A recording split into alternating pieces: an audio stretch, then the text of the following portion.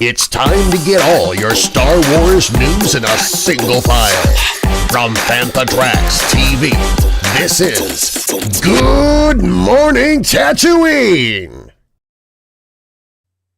Good morning, Tatooine. Indeed, we're back with your weekly recap of everything Star Wars and Lucasfilm. And joining me as always on Fantatrax.com, Mr. Paul Naylor. How are you, Paul? Hello, Bri. Good to see you again. Yes, all good here, my friend. It's been a busy week. Yeah, work-wise it has, yeah. It's been busy-ish in the world of Star Wars, I suppose, but not one of the busiest, but busy enough. Busy enough for me. Mr. Mark Newbill's vacationing this week. So cards are posting the news. So if you've been wondering, why has it been slower than normal? He'll be coming back with another suitcase full of plastic goods when he returns. I'm sure there will be. He'll be soaking it up in Florida sun, I'm sure. But yeah, so life has been difficult. I've been doing all the news posting, but we're getting there. And lots happening still. A little bit quieter, but conventions are still taking place, and there's some interesting comments that we'll be talking about on the show. And lots happening, bubbling away in the background, I think. Yeah, definitely. We'll take a look at what's coming up. Let's go for it. So, on tonight's show. Well, we've got Manny Jacinto. That's the stranger, for those of you who don't know who he is, from the Acolyte. And he's been spouting about how he wants to make the Acolyte 2 happen. Yeah. Also talking to Season 2 for their show is Ashoka star Natasha Liu Bordizzo, suggesting that filming may take place next summer.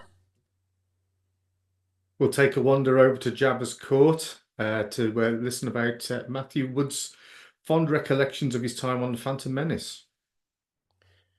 In the news, we've got Star Wars, Lego Star Wars, in fact, Rebuild the Galaxy. We've got a clip from the show that comes out Friday the 13th. Let's hope it's not a horror show. All your favourites in there, Bri. Yeah. Animation and droids, all good. Ewan McGregor finally gets his star on the Walk of Fame over in Hollywood. So we'll be having a look at that. We'll have another edition of Last Round at the Cantina as well. We'll be debating whether Star Wars Outlaws delivered what fans wanted from the game. And finally, we'll be having a look at what sort of museums, the type of museum that we would all be interested in and wanting to attend. This looks like something like no other museum you've ever seen in your life. I can't wait to go and see what George Lucas has in store for us. Yeah, and there's Joseph Reese in the comments there over on YouTube. If you're watching on X, YouTube, Facebook, Twitch, leave us your comments throughout the show. We'll try and include as much of them as possible, your thoughts and opinions on the news and what we're talking about, as important as our opinions. So let us know what you think about what we're discussing. But we should probably kick off with the first news item. Let's go for it. So, Manny Jacinto, the stranger from the Acolyte, probably the standout performance in the whole series. Proved to be a very, very good lightsaber wielder. The particularly good episode where he got rid of most of the of the Jedi that were at the forefront of the show. He's been over at Dragon Con, and he was asked what his one dying wish was, and that was to make the Acolyte 2 season 2 happen. What's your thoughts on that, Brian?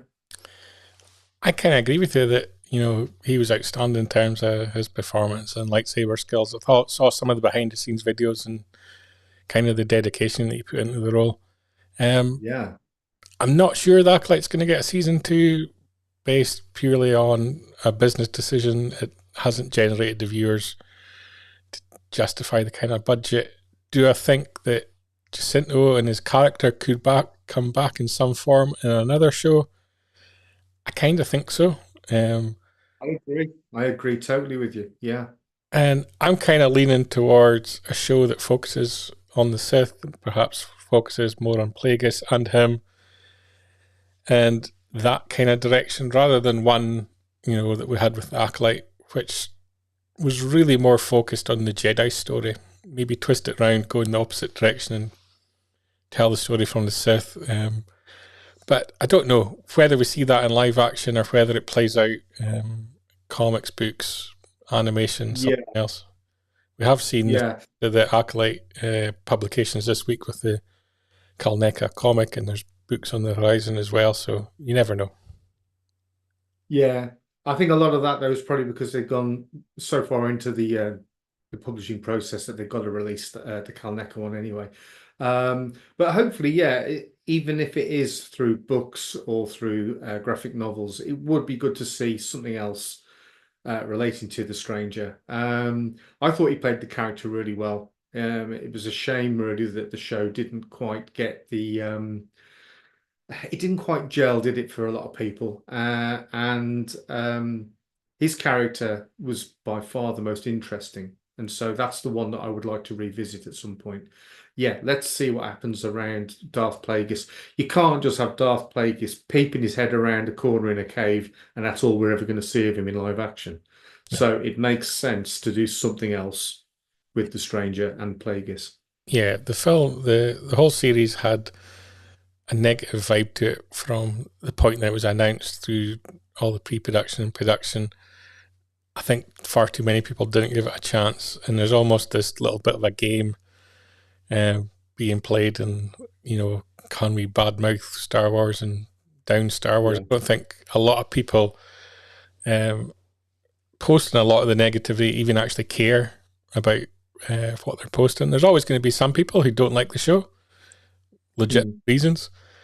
I wasn't blown away with it. It didn't particularly connect greatly with me. But, you know, I could see other people really passionate and enjoying it. I noticed that the Change.org petition's gone over 75,000 signatures now. And that, right, okay. You know, a real feeling. Those that loved the show really, really loved it. So there's still something there worth exploring. Yeah, I suppose the way that you've got to look at it is if there's part of the Star Wars canon that you enjoy yourself that for whatever reason didn't connect with people. I'm a big fan of Solo. I thought it was a great film, but that film really is divisive. People either love it or hate it. So I kind of get the feelings that the fans of the Acolyte have. Like you, I thought it was okay. Could I live without a second season? In all honesty, yes, I could. But that's probably because it is so disconnected away from everything else that we've already had. So yeah, but his character, I would like to see something else about him. So even if it is just books and comic books, good. I'd like to see something else about the character. It'd be a shame for the actor if he didn't get to play the role again, because clearly he enjoyed it. Yeah. But, you know, them's the breaks. And I think that's a real positive, because obviously we've seen some of the actors speak out, and, you know, some of the hate-filled behaviours fans have acted towards them on social media and so on. So it's actually a little bit reassuring that, you know, for Manny, the experience has been positive. I don't think he's on social media. I'm not aware. Certainly, I don't follow him on social media if he is. No. Certainly he's found his experience to be enjoyable. He wants to come back to do more. That's a positive thing. Yeah. Well, good luck to him. I mean, and if the campaign has got to 75,000, that's impressive. Yeah, that's pretty impressive. So a show that is getting a second season is Ahsoka. We kind of debated this last week, but whether it's been officially announced or not, I was of the opinion that it's kind of been officially announced. It's in a production phase, but not necessarily at the point of being confirmed. But Natasha Liu Bordizzo was at Dragon Con last week, and she mentioned that she wouldn't be able to appear at Dragon Con in 2025 because she anticipated that she'd be filming Ahsoka season 2. So at the point that the actors kind of know the window that they're going to be working in, we can pretty much safely say now that it's confirmed that it's definitely happening. Yeah. Do you think there's a chance also that she may appear in the Mandalorian and Grogu film? I did originally, but when the fact that they announced that Jon Favreau was going to be doing a film and it would be sort of combining the stories, I think it was combining the stories of Mando, Boba Fett, Ahsoka, and Rangers of the New Republic was when it was kind of announced that all the stories would come together and have a climactic conclusion. Right. I'm not really at that point. I can't see Ahsoka. Well, if it's filming summer 2025, does it get out before Grogu's in the cinema?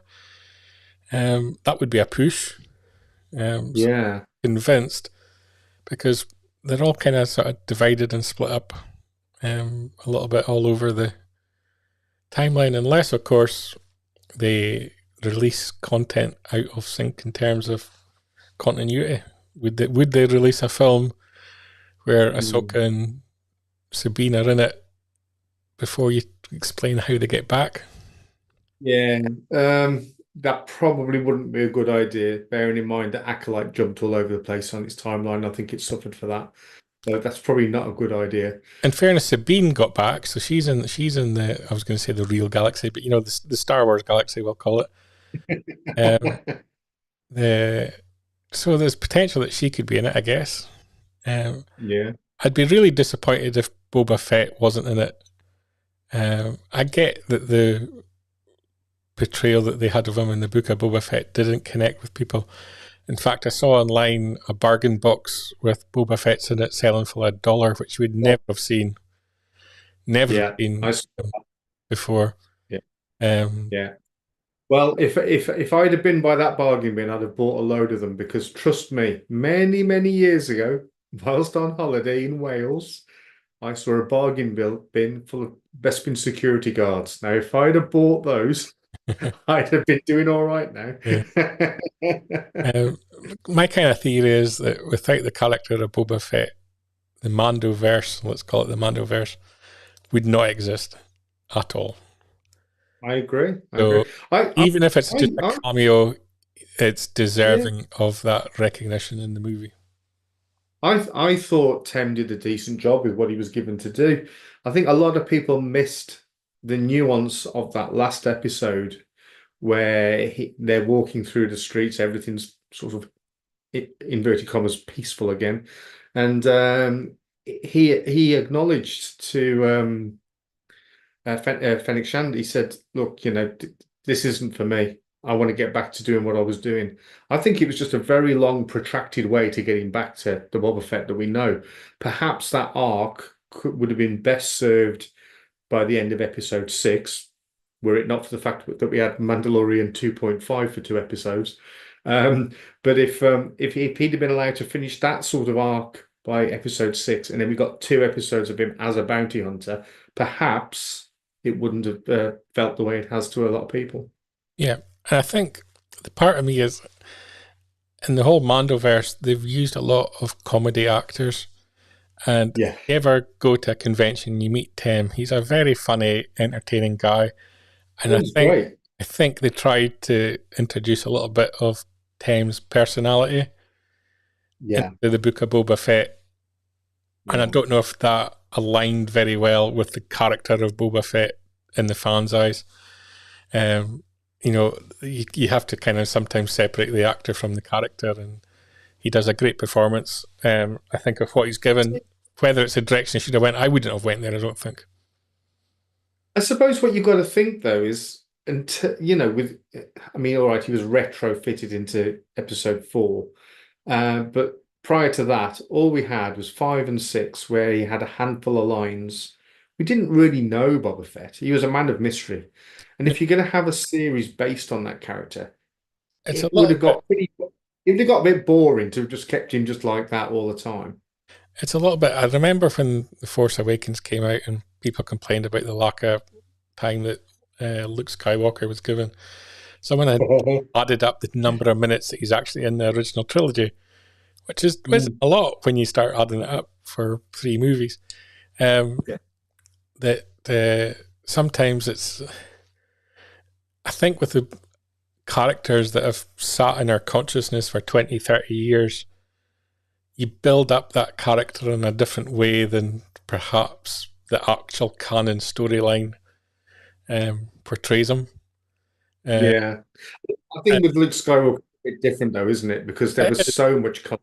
Yeah, it is. But I guess what I'm trying to grasp at is that, you know, with Boba Fett, he built up this whole character in fans' minds just through the passion of the fans loving that character for some unexplained, inexplicable reason based on, you know, content and appearances. John Scott Glover making a comment there on Facebook that the Boba Season 1 should have been a prequel made later. I kind of get that. Yeah, it makes sense. Yeah, that would have been good. But yeah. It's I didn't dislike the Book of Boba Fett. It just had too many elements that I thought a bit cheesy. Had some really nice stuff in there too, and so I give it props. He needs to be a movie. I would quite like to see Sabine. I'd like to see all the Mandos. I would like the movie really to have a big focus on Mandalore. I'm not sure if it will, because the way that the TV series went, I think there's probably limitations now to what you can do with Mandalore. But yeah, it would be interesting to see them all sort of together. Yeah, we should go on, shouldn't we? We've got Jabba's Court next, so I reckon we should run the intro. Let's head over.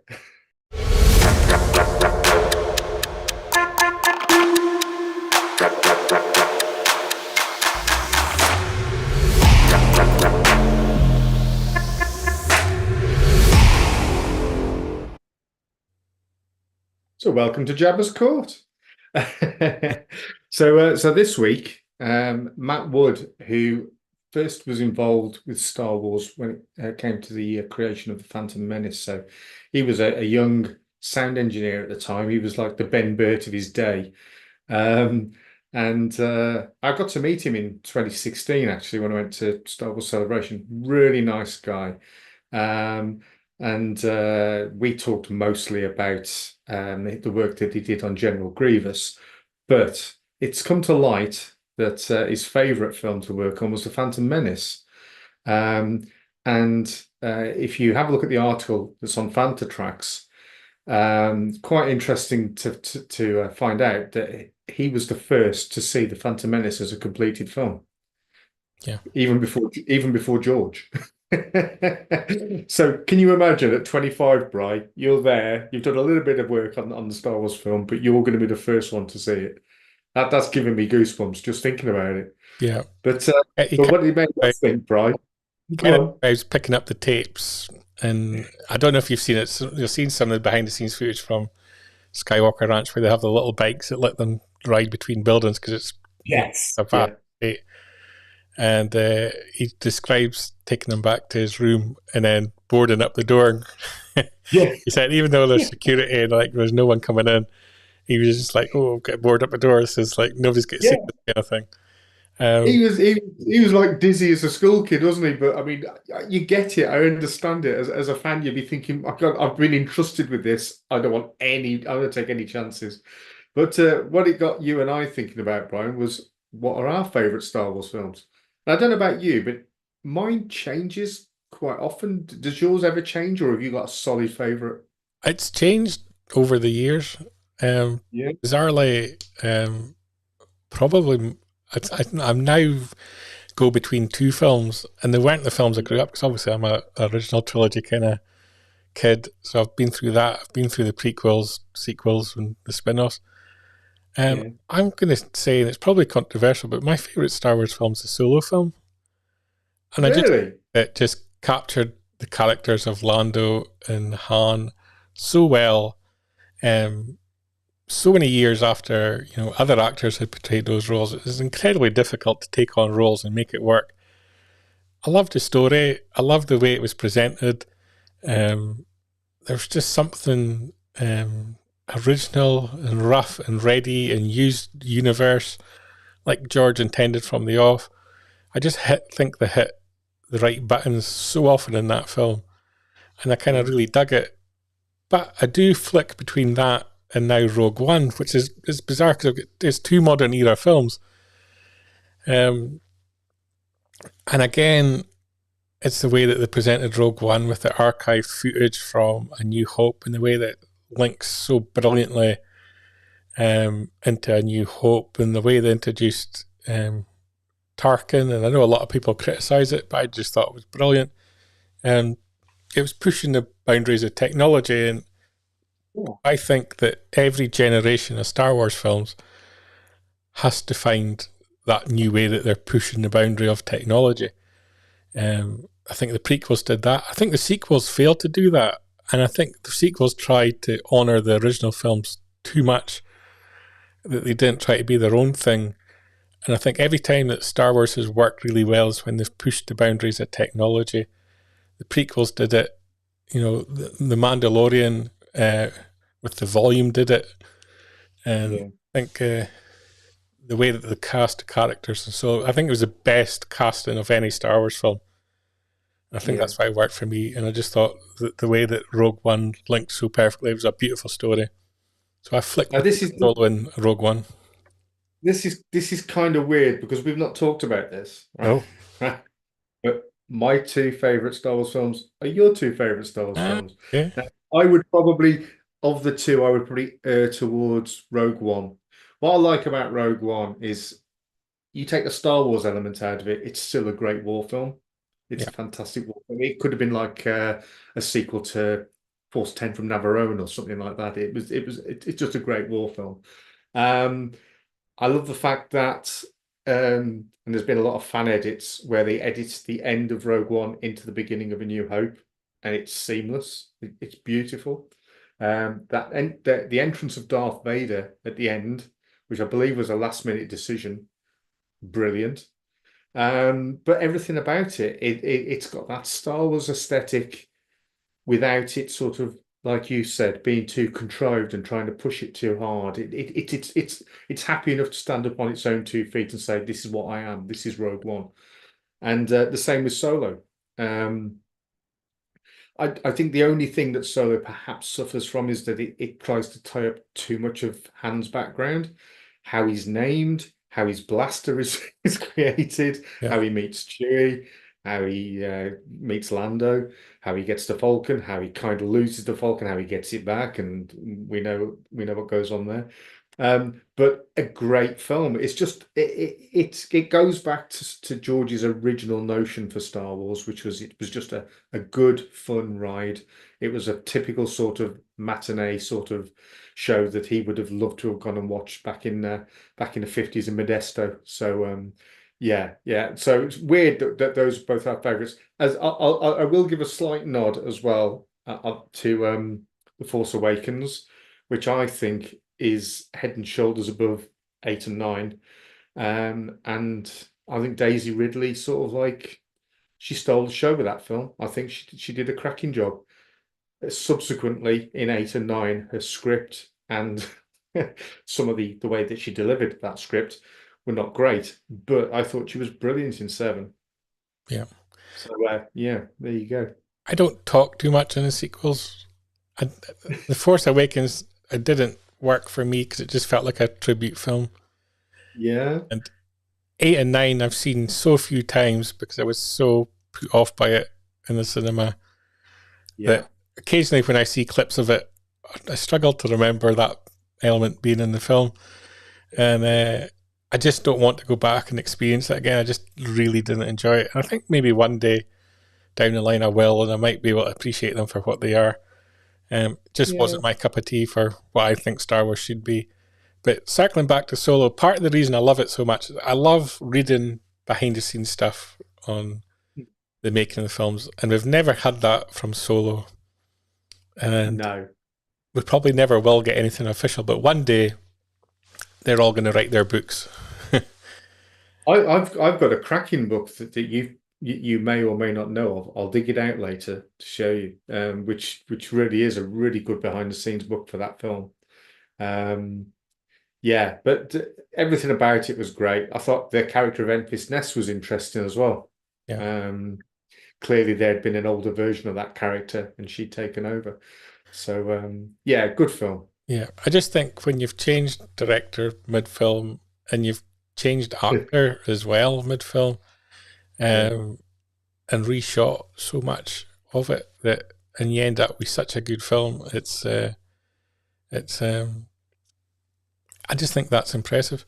Jimmy McCrossan on Facebook. It's your question of favourite Star Wars movie. It's definitely The Empire Strikes Back. I love the original too, but Empire will always be my fave, even more than Revenge of the Sith.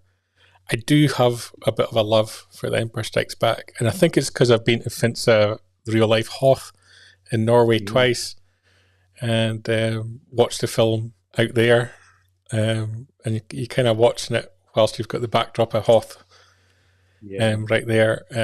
That was kind of like a special sort of geeky moment for me. So yeah, I've got a lot of love for the Emperor. That's the film I kind of grew up on. That was my sort of gateway into being a Star Wars fan, I think.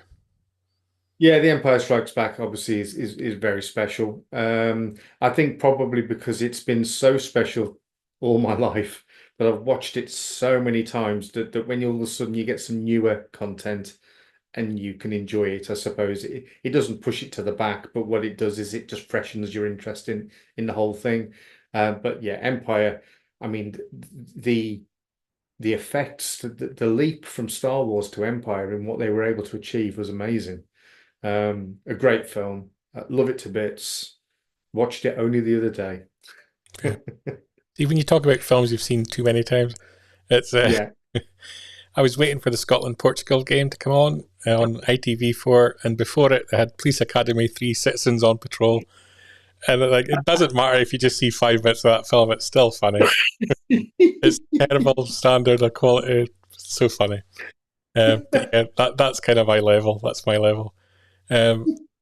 You mentioned that you'd met Matt before. I think I've got a picture somewhere. I'm trying to find it. I can't find it. Oh, right.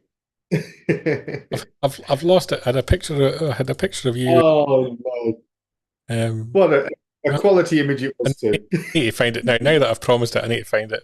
Give me 2 seconds whilst I scutter my desktop. I'll carry on about the films. Yeah. Yeah. So Empire Strikes Back obviously is probably a special thing for everybody. It's a bit like, oh, there you are. There's me looking a bit more youthful, a little bit more hair, not much more, a little bit more hair. Matt, he was a lovely bloke to talk to. I spent a good 10 minutes with him, because there wasn't many people visiting him actually. You know, he's got no queue, and I think when you get these celebs at these events, if somebody goes up to them and there's no queue, they just love rattling on, don't they? They'll just chat and chat. Had I realised how significant he was going to become, mind you, he probably wouldn't have known himself back then, would he? No. I still think he finds it bizarre that he's somewhat of a celebrity, I think. Yeah. And I mean, it's hilarious. I mean, that he played Bib Fortuna. The fat Bib Fortuna is hilarious, isn't it? Yeah, definitely. Oh dear. But I think that's it for this week's Jabba's Court. That's it. Court adjourned. It is. So Jabba's Court's part of Good Morning Tatooine. It's your weekly recap show every Sunday, and it's also released as a video on Phantom Tracks TV every Wednesday at 7 p.m. Back to the news, Paul. Okay. We've still got lots of news to talk about. And first up, Lego Star Wars Rebuild the Galaxy. This has got you written all over it, Brian. You go for it. Animation. We've got a little clip that first aired on Nerdist and then over on the official website as well. It's a kind of what if Star Wars, which is my pet hate. I just think when you do what ifs, it's when you've run out of ideas for stories. I just can't help but not like it.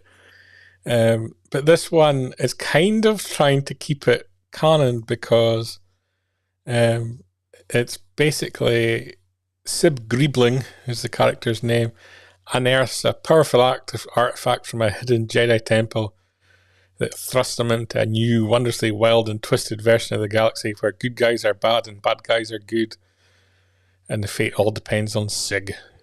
Is that supposed to be Kylo Ren? Well, this is going to be the question I think you hear a lot on watching this. It's like Star Wars. It's got the chance of being humorous, I guess. Yeah. And again, like we said in the previous episode, it might be somebody's introduction to Star Wars. Who knows? Jedi Bob and everything else. Yeah. So you've kind of got evil Jar Jar, Darth Jar Jar, and all this kind of thing going on. It's going to be released as 4 parts. It's not my cup of tea. It's not designed for me. Someone out there will find it amusing. But when they're doing this, it makes me wonder, why don't they release Star Wars Detours? I know. I remember going to a celebration, and you could not walk 100 yards at that celebration but see a placard or something promoting Star Wars Detours. They did a great panel. George Lucas was there. It's one of the things that George Lucas created with them and worked on with them. Why you wouldn't release it, just throw it out there on Disney Plus. I don't get why they don't. Well, that was being created before the Disney deal happened, wasn't it? Yeah, they've got, I think, about 30 or 40 episodes on a shelf. Yeah. And some really nice stylized characters in it as well. Yeah, and it was kind of, I guess it's the humor of the time. It's the Family Guy, American Dad kind of humor to it a little bit. I think they did on the basis that they thought they was making fun of Star Wars, but is this not making fun of Star Wars? Well, exactly. Yeah, I mean, all the Lego ones are making fun of Star Wars, aren't they? Yeah. Oh. So here's a campaign for more Star Wars animation. Campaign for Detours. It starts again now. Yeah. But, what's your take on like what ifs? Is it? I quite like them. Was it Infinities? There was a range of Star Wars graphic novels that came out a while back. Technically, the Infinities were retelling the Star Wars story as it was originally written in the original script. Oh, was it? Yeah. Yes, you're right, it was. But then there were some sort of what if ones as well, where they would go a tangent. So I think one of the stories, R5D4 didn't explode and Luke did buy him. I think I got that wrong. In fact, I'm going to correct myself. I'm going to interrupt you and correct myself. The Infinities were the sort of what ifs, but there was also a comic series called This Star Wars. That's it. Which was the original script. Yeah, you're right. But yeah, I think it was an interesting concept. I mean, what it would do is it would run the film to a certain point as it was, and then it'd jump off in a different trajectory altogether, but then eventually come back to a point where things were resolved the same way that they were anyway. I think we had Princess Leia as the main Jedi in one of them, and I quite like that interesting take. But then again, and this is controversial, I hate the idea of everything being canon, because if you make a wrong step, you can't undo it. I grew up at a time back in the early 70s before I was into Star Wars. I was into Spider-Man, and there'd be characters that you thought were dead and gone. They'd turn up 15 issues later on again, like in a new story. It wasn't all about canon back then, and I do think we sometimes get ourselves really stuck in a cul-de-sac with the direction that we take on Star Wars, and there's no way out of it. Yeah, I think that's true. I think the Marvel universe has always had this: let's reboot, let's have a spin-off universe, let's have a multiverse, blah blah blah. And actually, I think when they've started doing that on TV and film, it's probably not worked with the sort of mainstream audience. I think the Marvel audience probably okay with it. I think Joe Blogg's public starts to struggle. Yeah. And I think there's a lot of value in a consistent canon. I don't think you have to be religious as long as you maintain the key events. You don't bring people back from the dead and all that kind of thing. Though Star Wars has done that repeatedly in canon. Darth Maul. And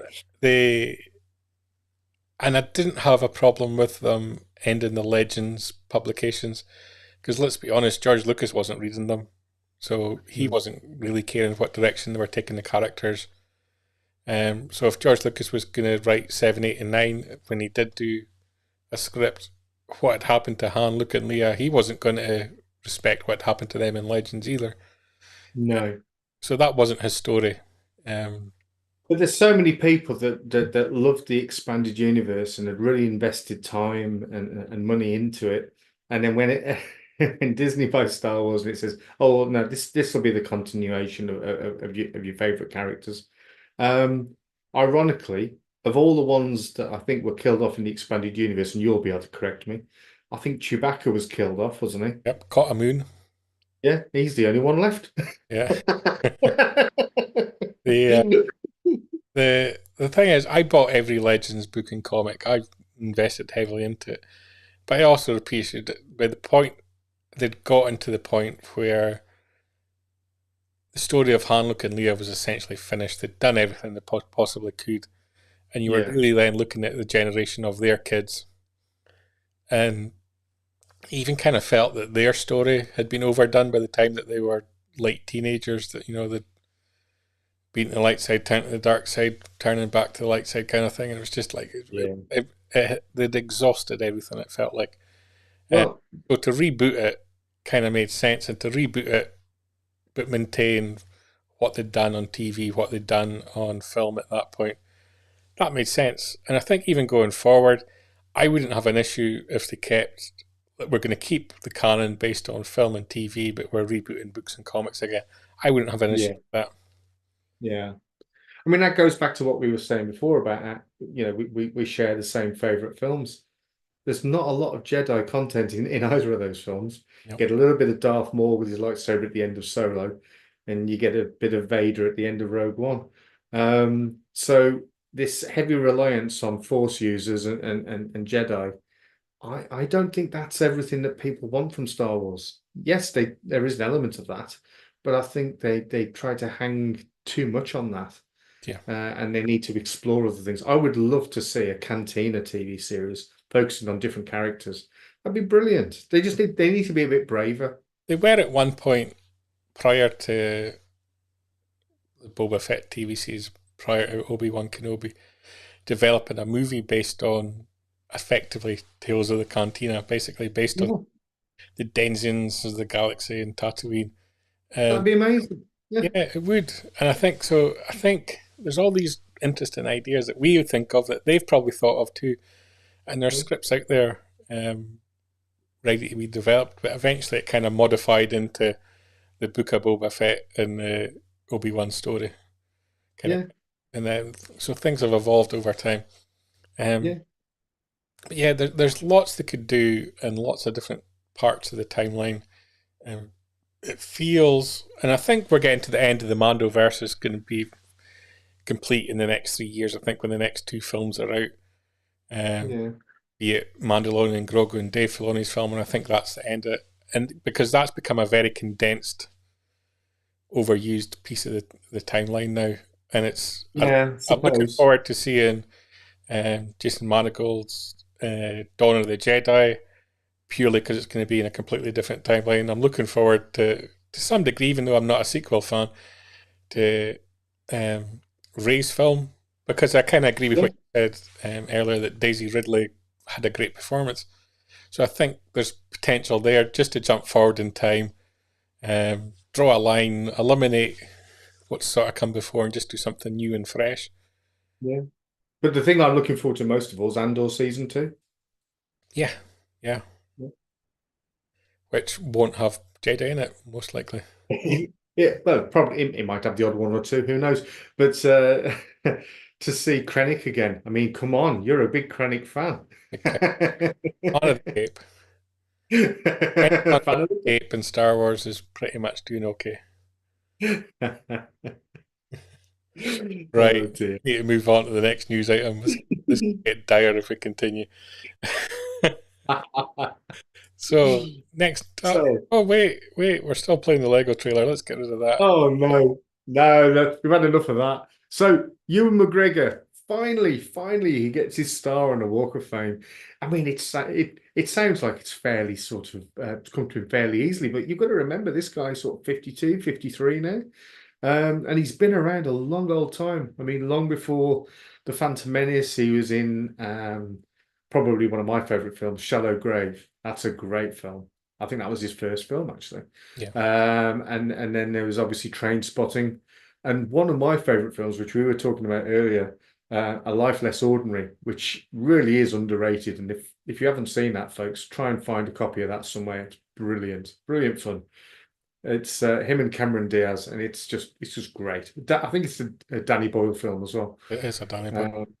Yeah, but yeah, so he's finally got his star, and I think his family were there. Yeah, so he gets his star on September 12th. Yeah, And Hayden Christensen will be there. yeah. Going to be star 2,789. How many of them can you name, Paul? Harrison Ford, Mark Hamill, Carrie Fisher, Kenny Baker. It's a limited list, but I know a few. I mean, he's on there. He's outside sorry? Capitan. C-3PO. Yeah, he's there. Yes, I've seen the famous concreted boots of and I don't know whether it was Anthony Daniels that was in the making of Star Wars that day when he had his feet in cement and R2-D2s were in there. But I've seen that outside the Man's Chinese Theatre, or whatever it's called now. So yes, it's the 12th of September when that happens. It hasn't happened yet, but I have seen a promotional photo of them all looking like they were there. So perhaps he's had a sneaky look. It's a big media thing to get the Hollywood star. Obviously, it's a huge publicity thing because effectively the actor or someone around the actor funds the star and has to nominate the person, and it goes through committee and so on. So there's a whole sort of rigmarole to make it happen. So it's something that you have to want. And I think if you're an actor, you would want it because it's an incredible recognition, and it's a life. You live long beyond your life. Yeah, I think it's also as well. Yeah, when you see, I mean, have you been there, Brian? Have you been? Yeah, I've seen some of them. I haven't done the sort of tour. You can get the start, a walk around that, but I went to see the El Capitan Theatre. Yeah, I just had to wander around and look at some of the stars and some of the people that are there. I mean, there's going to be hundreds of them that you think who, because they will have been way before our time, and whilst they would have been famous in their day, it's like kids of my the same age as my children. There's people that you mention, they go who, what means nothing to them. So it's a way of preserving them, I suppose. Yeah, I think that's the perfect way to describe it. Have we got time for one last round at the Cantina? We have. Yeah, let's head there.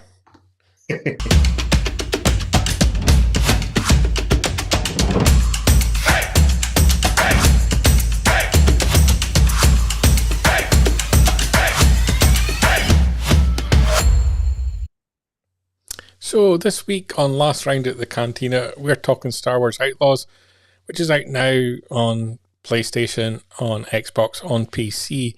And we're asking the question, has Star Wars Outlaws delivered what fans wanted from the game? It's the first open world Star Wars game. You can go out there and explore the galaxy. You know, a number of planets that we're all familiar with and ones that we're not. And you can go on missions, work for the Hutts, work for the Pikes. You are the outlaw of the game, and the world is your ocean. But does it deliver what fans wanted? As with anything Star Wars at the moment, it's got a lot of online hate videos. We kind of largely ignore them, and you bury down to get what I'm going to call real fans' opinions. And that doesn't have to be positive. Real fans can have negative opinions as well when you get rid of all the rubbish. And the Metacritic score is sitting around about 72-73%, and the directors of the game have kind of said that they're a little bit disappointed with that, but they're going to keep working on the game. They're analysing the game, what people are doing, where they're struggling. They're changing the game to create a better experience for fans. So they're working really hard on it, Paul. I don't know, are you a gamer? Have you played the game? Or what opinions have you encountered online of it?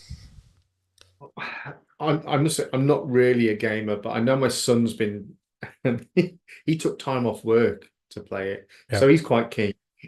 So he got it on day one, and he was telling me the other day about the little side quests that you can go off on and yeah. do, and then we were watching a YouTube video, and I think this YouTube video went on for something like it was hours long anyway. It was a really, really long video, and it was basically showing you the game from the beginning. And even then, it's not going to show you everything because there's so much you can do. I suppose the only thing I can equate it to, which again my son had, perhaps a bit younger than he should have had it, but he had it anyway, was Grand Theft Auto. And that is a game that they've tinkered with and added mods on over the years. I mean, I think there's a new version of that coming out soon, but that game has basically lasted probably about 10 years. Yeah, a real long time. And there's, with this, like you say, they can go into the background and they can change things, they can tweak things, they can add things. That in itself is incredible. I mean, back in the day, you and I would buy a cartridge or a disc for a game, and that's it. You're stuck with that forever. You're not going to get any changes to it. So what I've seen of it, I really like. I think I've mentioned it before. The one thing that I think that they should have done, and they could have done, because the people that made this have previously made other games of a similar nature, is I think you should have a choice of character that you play as.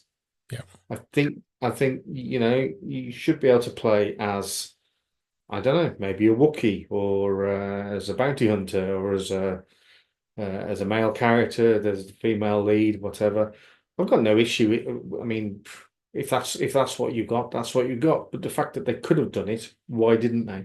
I can remember playing Tomb Raider back in the day. It was never an issue, but I would just like to have seen a bit more choice for a character to actually go out there and do this. Yeah, but yeah, I mean, it's impressive anyway. Yeah, what I've seen of it. And my background, I'm not a huge gamer, but I say that, and I played Skyrim, so Elder Scrolls series, Skyrim being the most recent one, and that's more than a decade old now, and I still play it. And it's an open world game, very similar in concept to this, in that you've got a main storyline, and you can branch off and do side quests, and you can push the storyline in whatever direction you want to. You get a choice of characters. You can customize your characters. Characters can be sort of every different element of the game. Whatever gender you want, whatever race you want. And that's kind of where they should have went with Outlaws, and they haven't. And Paul McHugh mentioned in there, he's been playing it all day, lots of fun, gorgeous looking, and he's obsessed with photo mode. I've played it for about 45 minutes, which was enough time to get through the quest to get me to the ship, so I could pick up my rewards, because I've like pre-ordered the game and I wanted to make sure I got the rewards. So you needed the ship in order to pick them up. So I've played it to that point. My plan is to stream it, go on there and stream it, and just experience it as it happens live on camera and see what I really think. My frustration with it so far has been it really pushes you on the main quest, and once you're on a main quest, you can't leave the game area. So to me, it's not open world. Right. Comparing it to Skyrim, I could be doing 20, 25 different quests at the same time. And you can pick up lots of side quests in Star Wars Outlaws, but it doesn't seem to have that same level of freedom where you can just abandon the main story and go away and do other things. I could be wrong. It could just be that they're focusing you very much at the initial part of the story whilst they're sort of teaching you the mechanics. But I agree with what Paul's saying. It is gorgeous looking in terms of the scenery. I think there's some question marks over, close-up characters, the cutaway segments. Some of the mechanics are a little bit dated. Ubisoft are obviously famed for Assassin's Creed, and you can kind of see a lot of that in the game.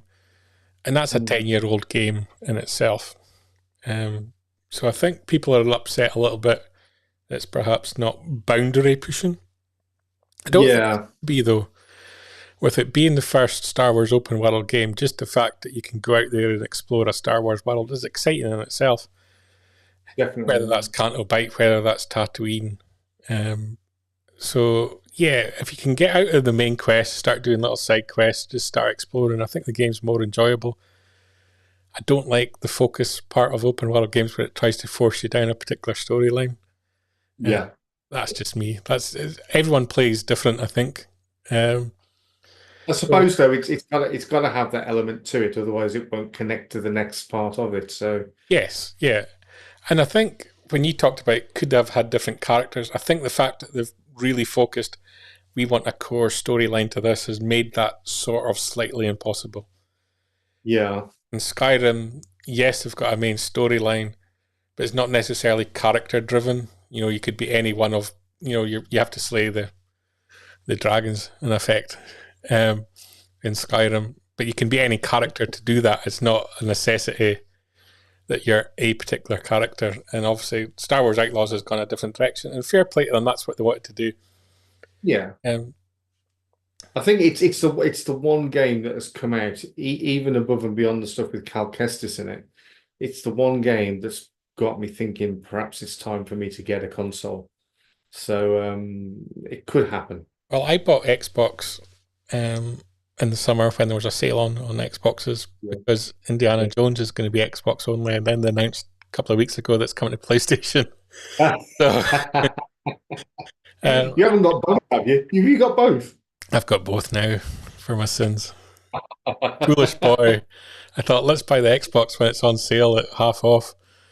So what do I need to buy, bro? Do I just need a PlayStation? PlayStation or Xbox, either or. Either or, okay. Yeah. And, so I've actually played Xbox for the first time on this game for the short amount of time that I've played. And so that was interesting, getting to know that controller and that controls. But yeah, it's I've been PlayStation all my days, from PlayStation 1 all the way through, so new experience for me. My last PlayStation was the PlayStation 2, so there's been a bit of a gap. Been a bit of a gap. PlayStation 6 will be along shortly. And so to me, answer the question, has it delivered what fans wanted? Maybe not 100%.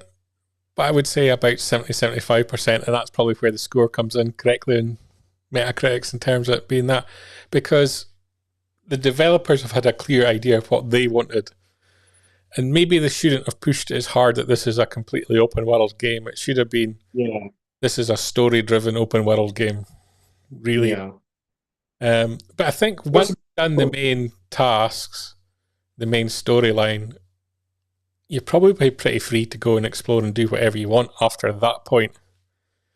Yeah. And so I think it will, in the long term, deliver what fans want. And the fact that they're not abandoning the game on day one, they're going to adjust it for the elements that fans are finding difficult. But because they can monitor and see the analytics of what people are doing and where they're getting stuck and so So on. there's a chance that overall score could shift upwards if Yeah, the correct modifications are made. I think so. And I Yeah. think the difficulty with Star Wars Outlaws is it's coming on the back of people having played Jedi Survivor, and the graphic elements of that were phenomenal, really phenomenal. But when you're doing an open world game, your challenge is completely different because your challenge is you've got to build the whole world. Where in Jedi Survivor, you've got to just build the scenes that your character's in.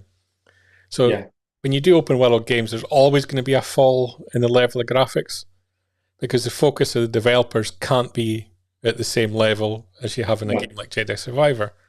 And you've kind of got to accept that. Yeah. But well, don't be surprised if I suddenly announce that I bought myself a brand new spanking Xbox or PlayStation. yeah, just to I'll warn blame you. if you're wanting Indiana Jones, it's out on Xbox in December. Doesn't come to PlayStation until next spring. Oh, looks like it's Xbox then. For my sins, I've purchased the collector's edition of Indiana Jones, which is the one that comes with the little globe and the little manual and all the little extra bits and pieces. Because Indy is just one of my favourite things.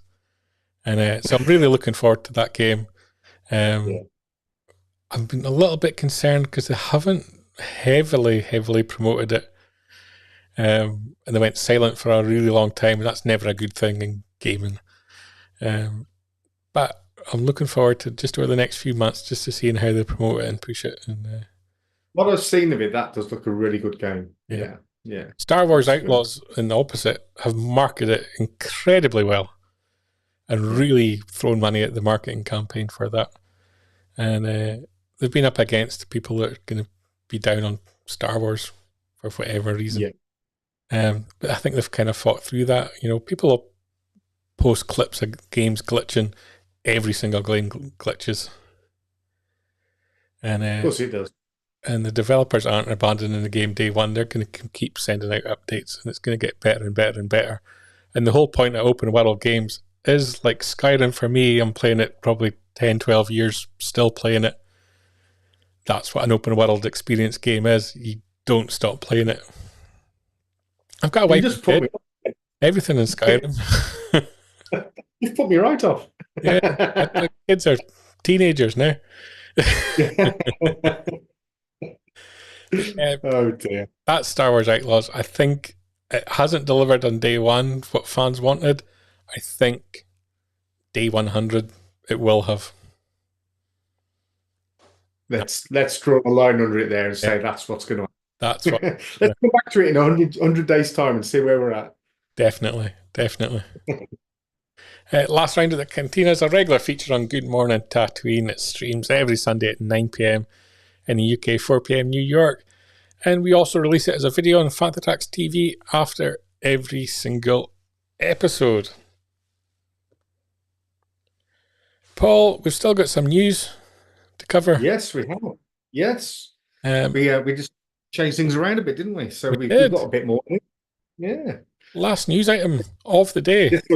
This looks fantastic, doesn't it? So this is the story of the George Lucas Museum of Narrative Art's journey to construction. So this could be a museum in its own right. The museum about the museum. There's a gorgeous sort of 10 or 11-minute video that you can access through Fantatrax, which explains how the museum is developing. It's due to open some point next year. And I know that certain members of Fanta, Mark Newbold, were concerned that it might clash with Celebration. We have no date yet for its launch. But the George Lucas Museum of Narrative Arts, it's had a couple of knockbacks along the way. It was originally hoped that it was going to be in Chicago. Then there was talk of it being in San Francisco, close to where George grew up. But it's found its home in Los Angeles, not far from the film school that George attended. And here it is. It's beautiful. So this is And Megabuilds documentary, which I highly recommend everybody watch. it's amazing, yeah. It's a great little documentary into the history of it and the construction of it, and I learnt a lot from it, and it's fascinating, and it gives you just a little insight of what we can kind of expect. And this isn't just going to be a Star Wars and an Indiana Jones museum like a lot of people are going to assume. George is a massive art collector and has an incredible collection of Here we go. 50s and 60s sort of memorabilia and stuff. Yeah. everything from motion television, film. And you can see the inspirations for Star Wars in this. I mean, that thing there looked like a Death Star. Yeah, it's kind of got a huge cinema in it as well, which is going to show. I think it's got two theaters in there. Yeah. Which is going to show sort of documentaries and that. And I kind of hope that George has been working on things these last few years that he wants to tell the story of the creation of the motion picture. Basically, is what it's going to be telling. It's as it says, it's the museum of the narrative art, and I hope there's little films from him part of it. It's kind of what I hope. I think it was originally due to open 2022, 2023, but then COVID put pay to that. Yeah. And there's been a few sort of supply issues along the way because they're very specific about light bulbs and things that they wanted. Yeah. So 2025, it looks like it finally will open. But it's absolutely huge. I forget exactly the size of it, but it was like about 11 acres or something. Well, you can kind of see in the picture there. It's as big, if not bigger than that American football stadium right next door. That's right. So yeah, there's a rooftop terrace and all sorts to it. And it's kind of been designed. It's got a library, it's got picnic areas, it's got cafes, it's got everything. It's not there just to be a museum. It's there to be part of the community. It wants people to use it. As somewhere to go and eat, somewhere to go and visit, somewhere to go and learn, somewhere to study. Yeah. I think it says in that video, Brian, they're trying to redefine what a museum should be and what it could be. And I think that's a really interesting concept. And I'd love to see what George Lucas has got in his museum's library. and that's the thing, I would love to go and see it. And it's just, how much time do you give to go and see something like that? You spend weeks there and probably only see a fraction. I think we're going to have to create some sort of road trip in the near future. Get a bunch of Fantas out there. Yeah, definitely. That sounds like a fun trip. Sounds like a plan. We have as well. We're approaching the end of the show, and just need to let everybody know about how they can keep up to date with everything Star Wars. So if you head to fantatracks.com, you'll get your Star Wars news in a single file with daily Star Wars and Lucasfilm news covering films, TV, collecting, fashion, gaming, literature, music and art. We'll have interviews, event coverage, podcast reviews, you name it, we cover it. So make sure you're visiting fantatracks.com every single day. And if you want to keep up with Fantatracks through social media, we're pretty much on anything and everything you could wish for. So there's Instagram, Facebook, Threads, X, or Twitter as it was, and TikTok. So just look us up, you'll find us. And then there's Fantatracks Radio, of course, Brian. And with that Fantatracks Radio, there's a number of different shows that are dotted throughout the weeks. And you can find us on the podcast service of your choice. And I think this week I saw Making Tracks speaking with Anthony Daniels. I haven't listened in yet, but that's one for my playlist this coming week, I think. I've heard of him. Yeah. Plays a droid, I believe. Up and coming. He could do well. Yeah. And of course, keep things Fantatracks TV as well. You'll find us on YouTube, Facebook, Twitch, and X, live streaming every Sunday, 9 p.m. in the UK, 4 p.m. in New York. You will find episodes at Jabba's Court every Wednesday at 7 p.m. Our other special pieces as well will go up on Fantha Tracks TV. And check out, very soon we're going to be starting Fantha Arcade, our live streaming gaming features as well. And of course, we'll always have regular features, interviews, convention and events coverage, and Star Wars set location visits as well. And Paul, I think that's... Why have I got it in my head that this Fantha Arcade is going to be you sat there like this? It pretty much is. If you want to see someone fail miserably at gaming...